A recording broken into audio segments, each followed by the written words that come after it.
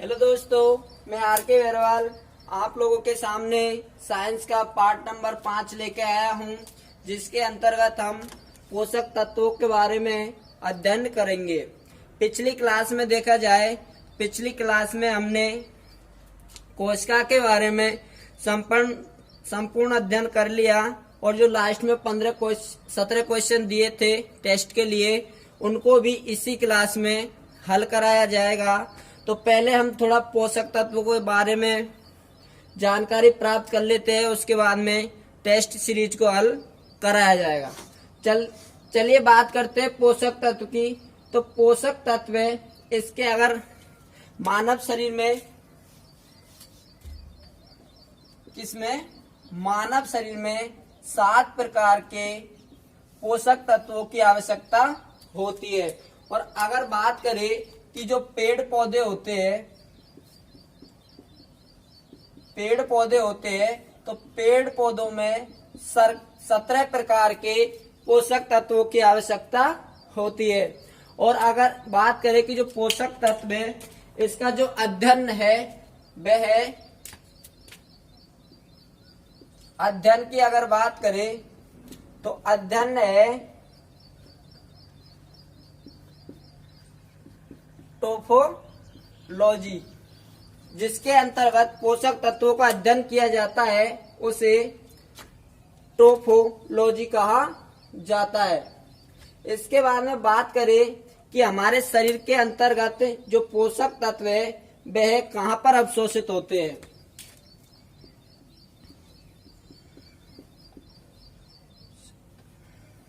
कहां पर अवशोषित होते हैं? तो जो हमारे शरीर के अंतर्गत जो पोषक तत्व पाए जाते हैं वे बड़ी आंत के अंतर्गत अवशोषित होते हैं। इसके बारे में बात करें कि हमारे शरीर के अंतर्गत कौन कौन से जो पोषक तत्व है वे आवश्यक है, कौन कौन से तत्वों के बारे में हम इसके अंतर्गत अध्ययन करेंगे। तो इसके अंतर्गत हम कार्बोहाइड्रेट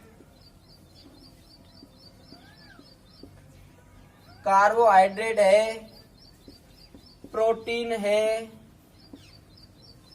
वसा है और विटामिन है,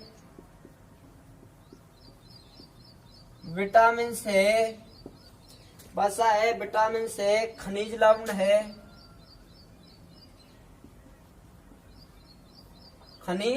लवण है, जल है और प्रोटीन हो गया, कार्बोहाइड्रेट हो गया, प्रोटीन हो गया, एक है न्यूक्लिक अम्ल।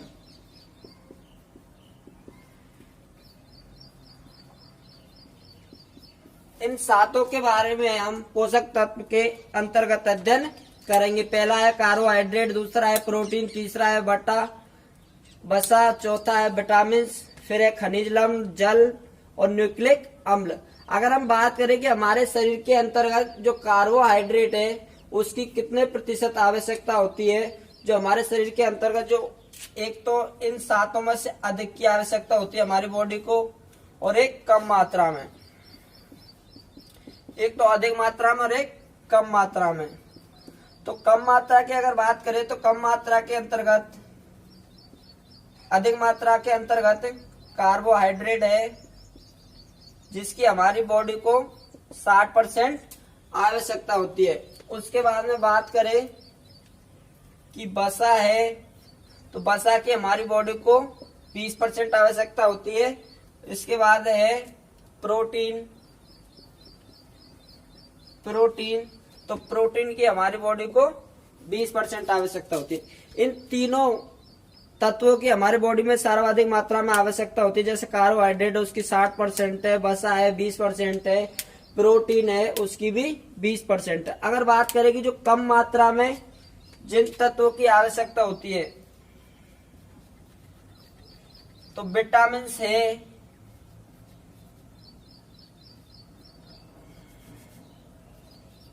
खनिज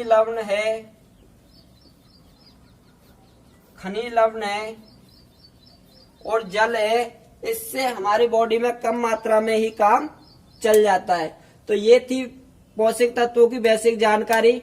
इसके बाद में हम विटामिन के बारे में अध्ययन करेंगे। किसके बारे में? विटामिन के बारे में, विटामिन के बारे में अध्ययन करेंगे। तो विटामिन के बारे में अध्ययन करेंगे। इससे पहले हमारे जो पिछली क्लास का जो टेस्ट था उसको हल कर लेते हैं। तो पिछले क्लास के अगर क्वेश्चन की बात करें तो पहला क्वेश्चन था कि जंतु कोशिका झिल्ली किससे बनी होती है। पहला क्वेश्चन क्या था? जंतु कोशिका झिल्ली किससे बनी होती है। तो हमारे शरीर के अंतर्गत जो जंतु कोशिका झिल्ली है, तो उसके जो ऑप्शन थे वह पहला था लिपिड और प्रोटीन, दूसरा था सेलुलोज और कार्बन, तीसरा था लाइसोसोम और रिक्तिका और चौथा था यह सभी। तो इसमें जो सही आंसर था पहले क्वेश्चन में ए सही था, लिपिड और प्रोटीन। लिपिड और प्रोटीन जंतु कोशिका जो झिल्ली बनी होती है वे किससे बनी होती है? लिक्विड और प्रोटीन से। दूसरे क्वेश्चन की अगर बात करें तो दूसरा क्वेश्चन था कि जंतु कोशिका झिल्ली की प्रकृति कैसी होती है। जंतु कोशिका झिल्ली की प्रकृति कैसी होती है। तो जंतु कोशिका झिल्ली की जो प्रकृति है उसके ऑप्शन थे, पहला था पारगम, दूसरा था अर्धपारगम, तीसरा था पूर्ण पारगम और चौथा था ठोस पारगम। तो इसके अगर राइट आंसर की बात करें तो वह था अर्ध पारगम। कौन सा था? अर्ध पारगम, ऑप्शन बी सही था। तीसरे अगर क्वेश्चन की बात करें तो तीसरा क्वेश्चन था कि निम्न में से किसे कोशिका का मस्तिष्क कहा जाता है। निम्न में से किसे कोशिका का मस्तिष्क कहा जाता है। तो इसके ऑप्शन थे, पहला था केंद्रक, दूसरा था गोल्जिकाय, तीसरा था राइबोसोम और चौथा था माइटोकॉन्ड्रिया। तो इसका जो राइट आंसर था वह था केंद्रक। कोशिका का जो केंद्रक होता है वह मस्तिष्क कहा जाता है। किसे कहा जाता है? केंद्रक को कोशिका का मस्तिष्क भी कहा जाता है। उसके बाद में चौथे क्वेश्चन की अगर बात करें तो चौथा क्वेश्चन था कि सबसे पहले केंद्रक की जो खोज की गई थी वह किस वैज्ञानिक के द्वारा की गई थी। तो जो सबसे पहले जो कोशिका की खोज, केंद्रक की जो खोज की गई थी, तो इसमें जो ऑप्शन थे वो पहला था रॉबर्ट ब्राउन, दूसरा था पुरकंजे, तीसरा था हेकले और चौथा था जॉर्ज प्लेड। तो अगर इसके राइट आंसर की बात करें तो इसका राइट आंसर था रॉबर्ट ब्राउन। कौन सा था? Robert brown. इसका राइट आंसर था रॉबर्ट ब्राउन, यानी कि option A.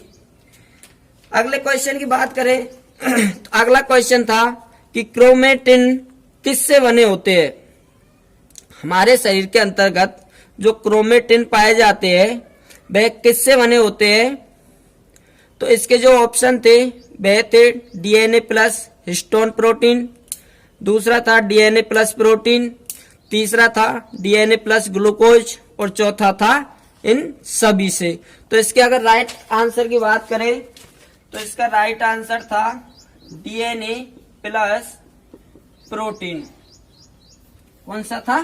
DNA plus protein. हमारे शरीर के अंतर्गत जो क्रोमेटिन पाए जाते हैं वे किसके बने होते हैं? डीएनए प्लस प्रोटीन की। इसके बाद में अगले क्वेश्चन की बात करें तो हमारे शरीर के अंतर्गत जो गुणसूत्र पाए जाते हैं वे मुख्यतः कहाँ पाए जाते हैं, अर्थात गुणसूत्र मुख्यतः कहाँ पाए जाते हैं। तो इसके जो ऑप्शन थे वे पहला था गोल्जिकाय, दूसरा था राइबोसोम, तीसरा था केंद्रक और चौथा था लाइबोसोम। इसके अगर सही आंसर की बात करें तो इसका सही आंसर था कोशिका केंद्रक। कोशिका केंद्रक के अंतर्गत हमारे शरीर के अंतर्गत जो गुणसूत्र पाए जाते हैं वे कहाँ पाए जाते हैं? केंद्रक के अंतर्गत। इसके बाद में अगले क्वेश्चन की बात करें कि मनुष्य में कितने जोड़ी गुणसूत्र पाए जाते हैं। यह क्वेश्चन सीधा है, यह आपने कर लिया होगा। और अगर नहीं किया है तो इसका ऑप्शन थे, पहला था 20, दूसरा था 23 और तीसरा था 46 और चौथा था 33। तो इसमें से या तो ऑप्शन बी या सी आप लोग सोच रहे होंगे, या तो बी होगा या सी होगा, क्योंकि 46 तो गुणसूत्र पाए जाते हैं, जबकि जोड़ी के अनुरूप देखा जाए तो जोड़ी में 23 होगा। तो इसका ऑप्शन बी सही होगा। 23 जोड़ी हमारे शरीर के अंतर्गत जो गुणसूत्र पाए जाते हैं वह 23 जोड़ी पाए जाते हैं। उसके बाद में अगले क्वेश्चन की बात करें तो अगला क्वेश्चन है कि सबसे पहले जो गुणसूत्र की खोज की गई थी वह किस वैज्ञानिक के द्वारा की गई थी। तो इसके ऑप्शन थे रॉबर्ट ब्राउन, दूसरा था हैकले, तीसरा था विल्हेम वॉन नागली और चौथा था जॉर्ज प्लेड। तो इसके अगर राइट ऑप्शन की बात करें तो इसका राइट ऑप्शन था ऑप्शन सी। कौन सा था? Option C, William von Nagle. कौन था? विलियम वॉन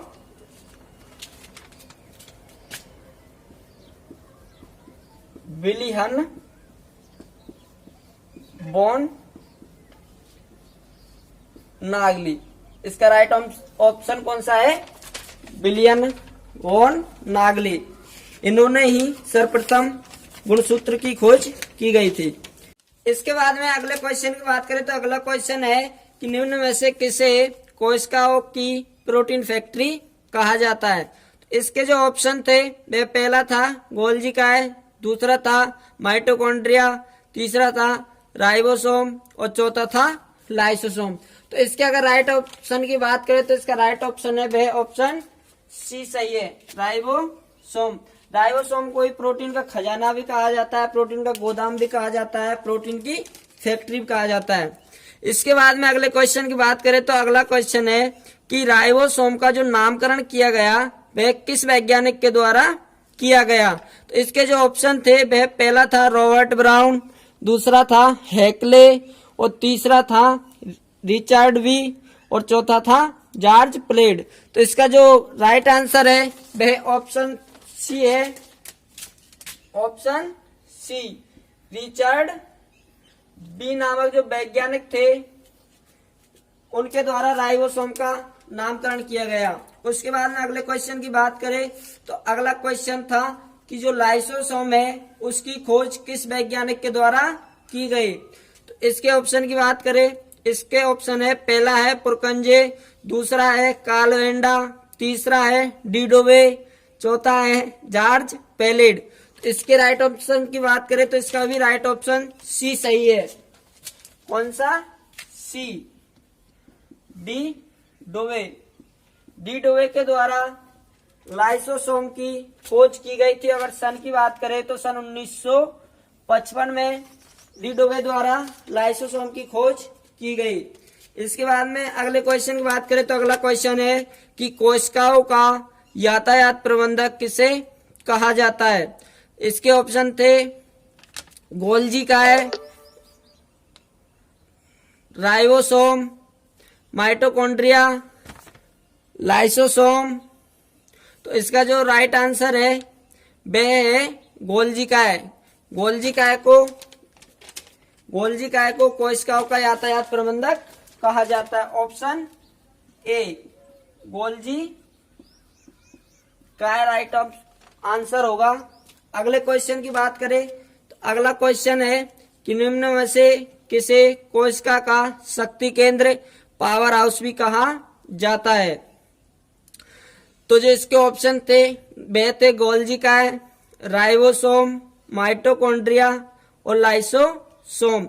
तो जो कोशिका का जो शक्ति केंद्र है, शक्ति गृह है, वह किसे कहा जाता है? माइटोकॉन्ड्रिया को।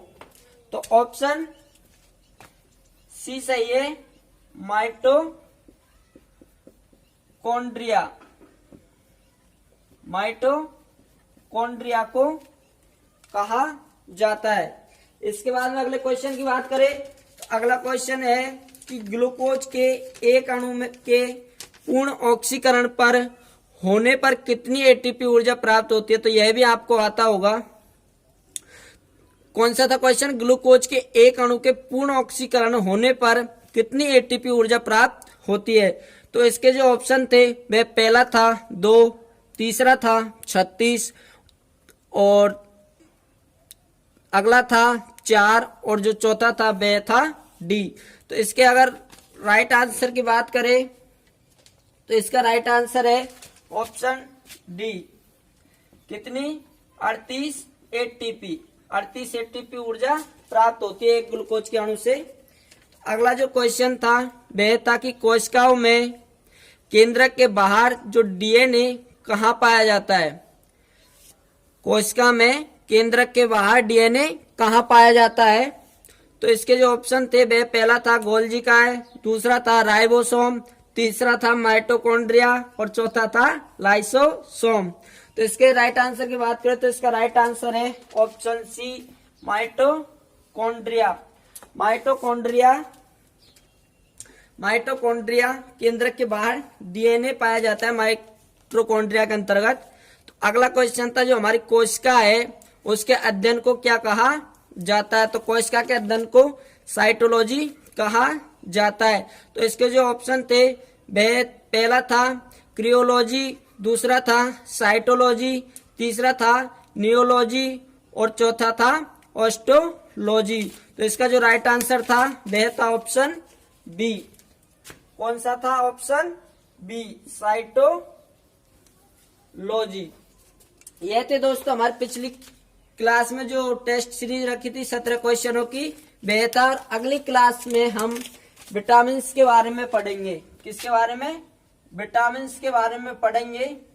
तो पिछली और आगे वाली वीडियो को जरूर देखा करें क्योंकि पिछली और आने वाली जो क्लास होती है उससे भी कुछ रिलेटेड बातें होती है। जैसे कि अगली क्लास में विटामिन के बारे में पढ़ेंगे तो इसी क्लास को देखेंगे तो सोचेंगे विटामिन कहाँ आया, क्यों आवश्यक है। तो अब हमने इस क्लास के अंतर्गत पोषक तत्व पढ़ा है। पोषक तत्व के अंतर्गत मानव शरीर के लिए 7 प्रकार के तत्वों की आवश्यकता होती है। तो उसके अंतर्गत जो एक तत्व है वह विटामिन है। तो अगली क्लास में हम विटामिन के बारे में अध्ययन करेंगे। Thank you.